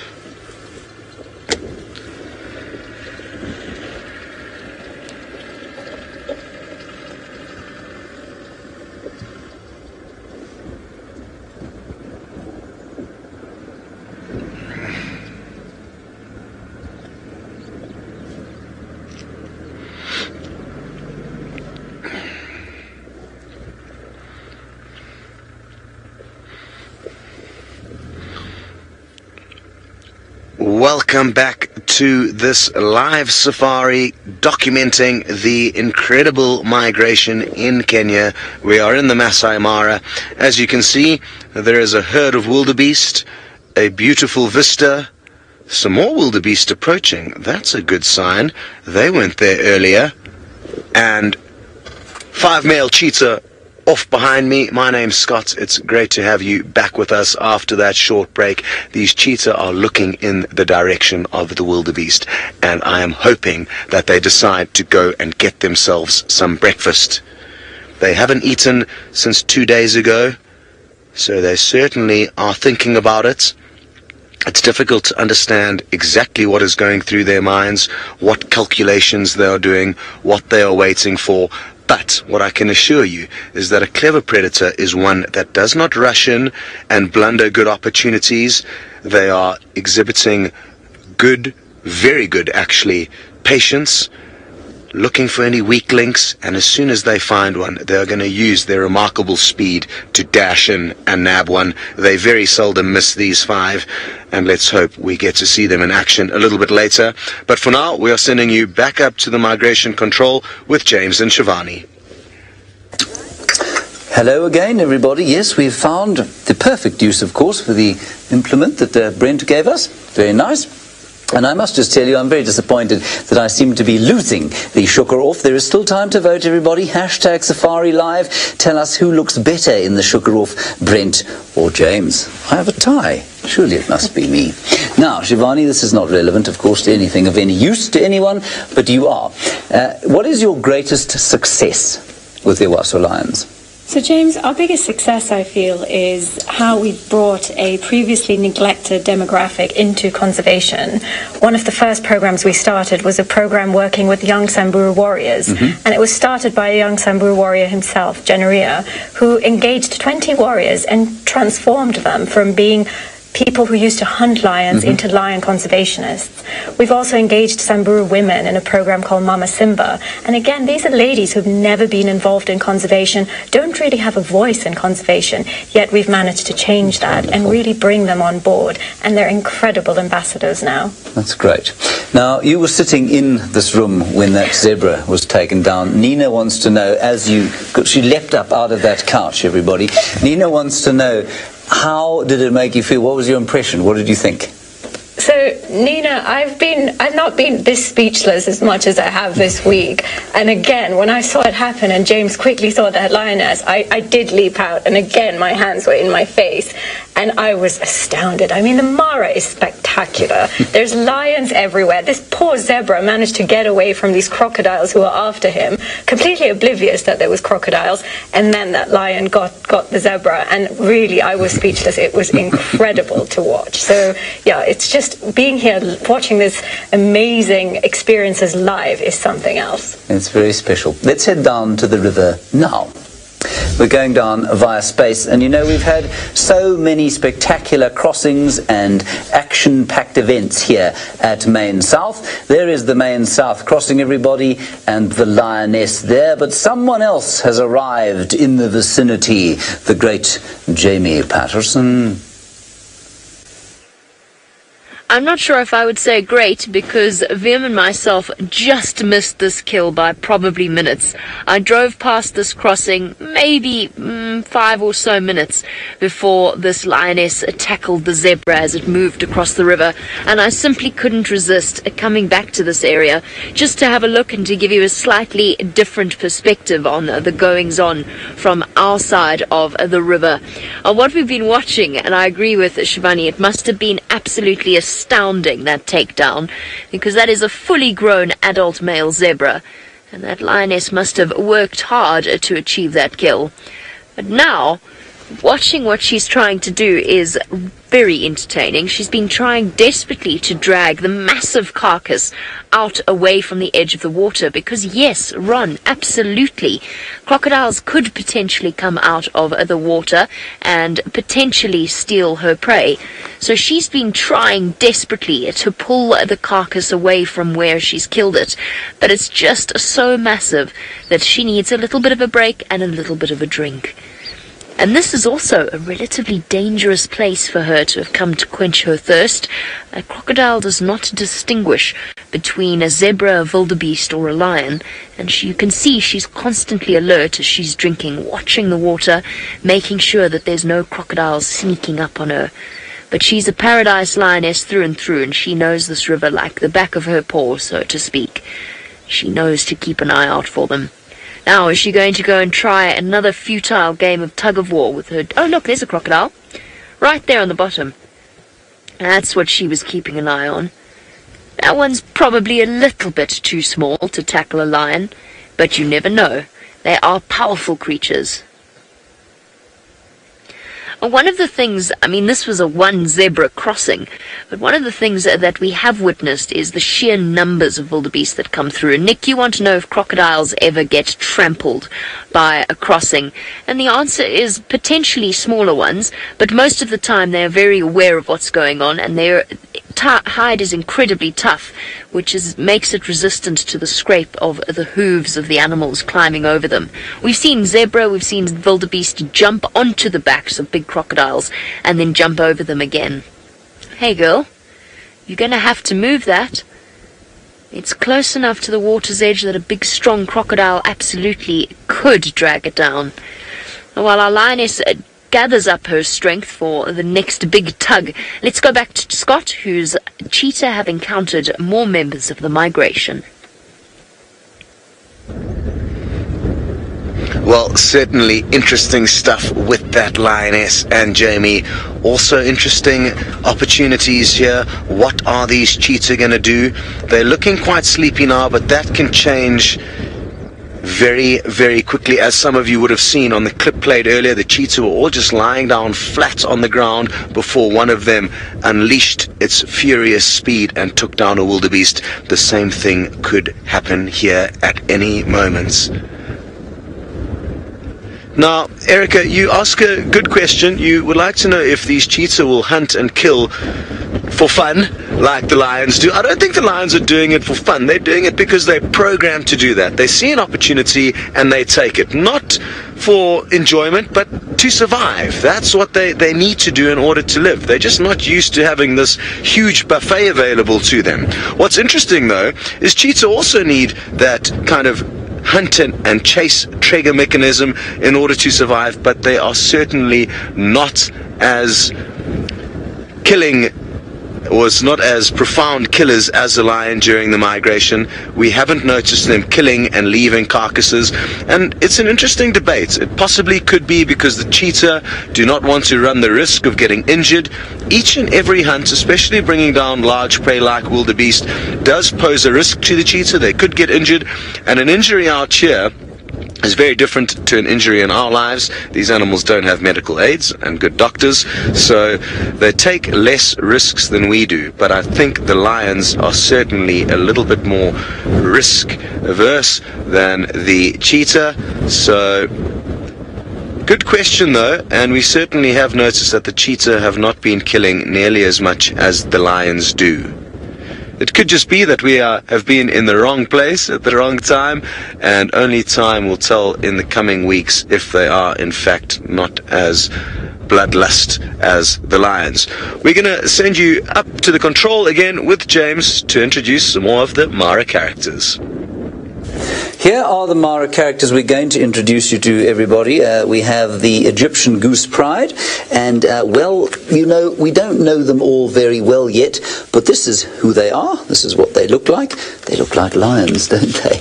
Anyway, very nice pride that they are, and there are quite a few of them. I've got a couple of cubs here, which I'm not going to put all of them up. Now, what I think is quite interesting about this is that they're very close by to the Burungat pride here. This is not a big lion territory at all, and that is a function of the amount of prey that they have here. Now, you might be wondering, why have I got red in my hand? I'm afraid I have bad news for you. Caesar, the notch boy, unfortunately, is no longer with us. He died this last week of injuries. He was an old fellow. It's not a train smash, and certainly you can see that there's a very healthy population of male lions, but Caesar, I'm afraid, is now no longer with us. The Notch Boys' term has come to an end. Let's head back to Jamie now. I believe there's something going down at the river. Well, the zebra's gone down, but that is beside the point, and I think we all know that now. But what our lioness is doing is she's decided that trying to drag the zebra carcass is relatively futile, so perhaps she thinks if she could eat a little bit of it, it might get a bit lighter. Nope. That's not working either. She's got such a full belly on her already. These lionesses have capitalized on this particular crossing point. It has worked out so well in their favor over the course of the last few weeks that there's not been a moment where one member of the pride is even vaguely hungry.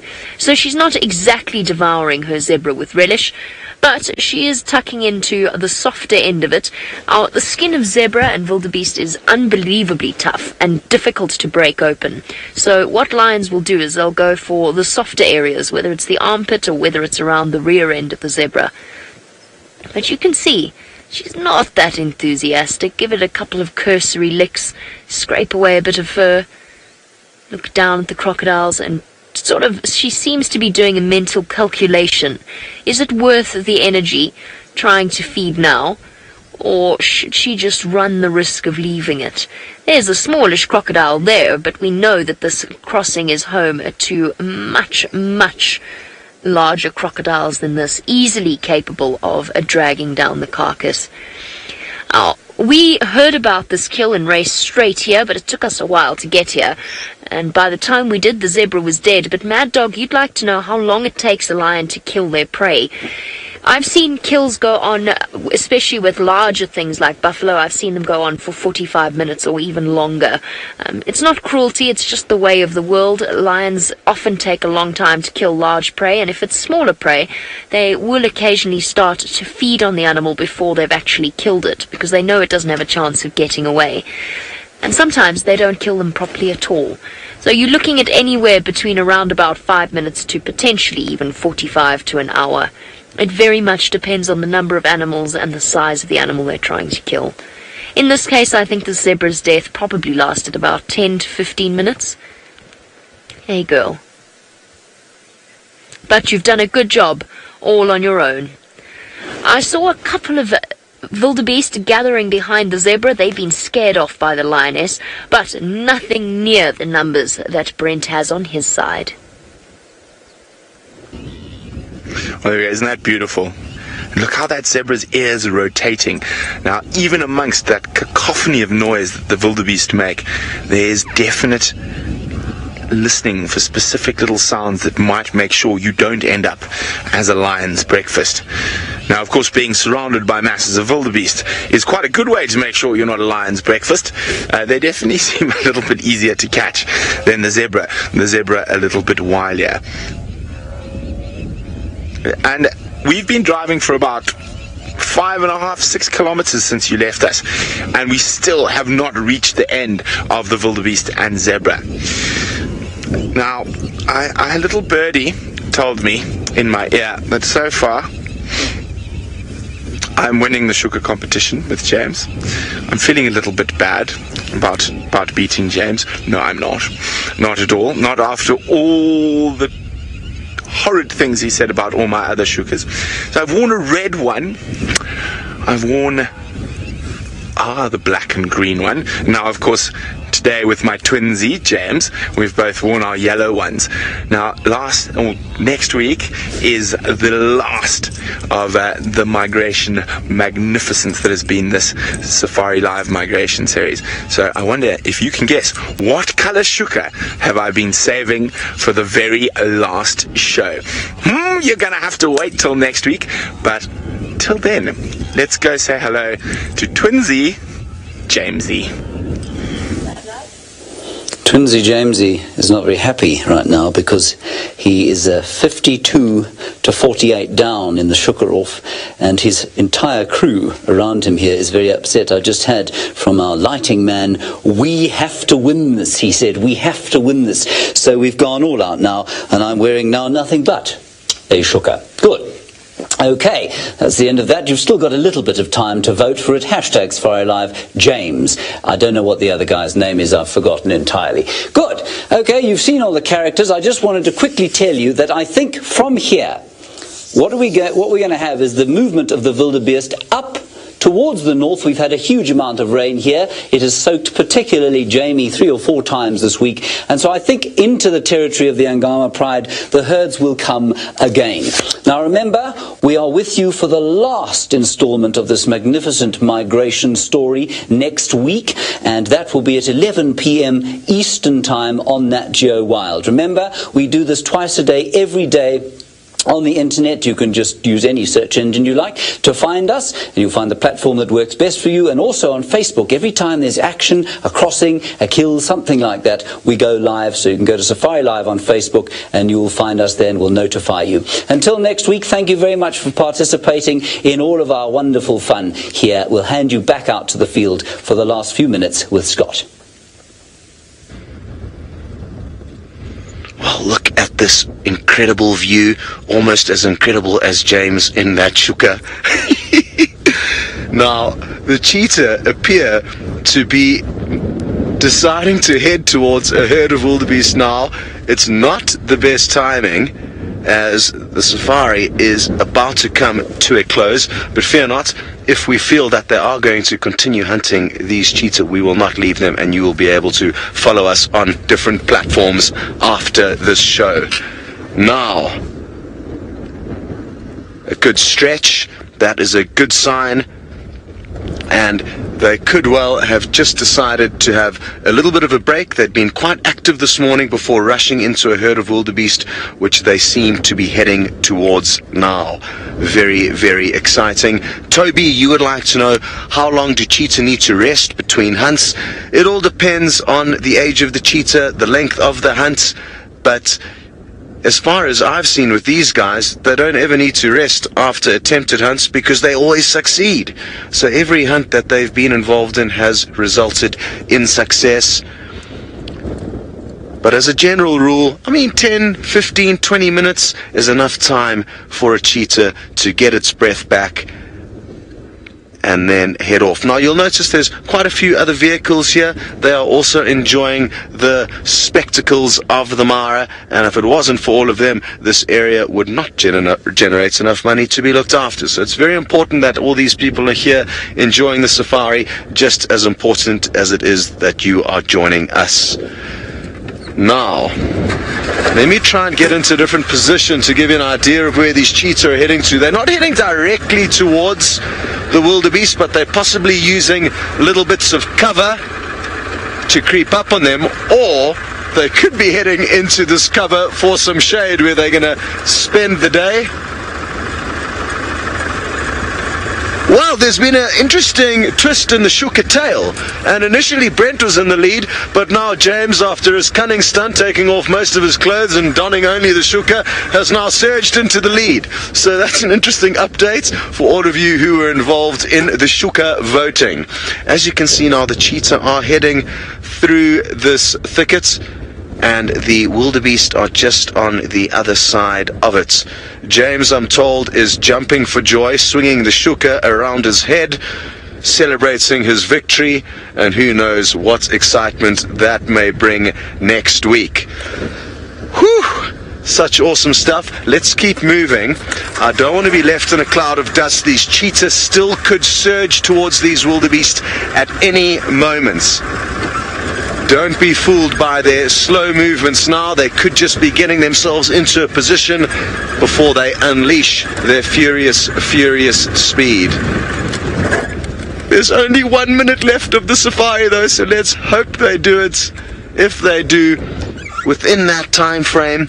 But to be honest, I think they are going towards another cyber cafe where they are going to check to see if there's any other cheetah that have been moving through this area, any other males lurking in their territory, or any possible girlfriends that they could team up with. What a magical, magical morning it's been in the Masai Mara, and we have been spoilt with a live kill with that zebra crossing. I mean, it's just absolutely mind-boggling how lucky we've been. We've spent the morning with these 5 cheetah. Brent's got you right into the middle of the migratory herds, and it's been absolutely wonderful. Until next week, 11 p.m. Eastern Standard Time, we look forward to seeing you there.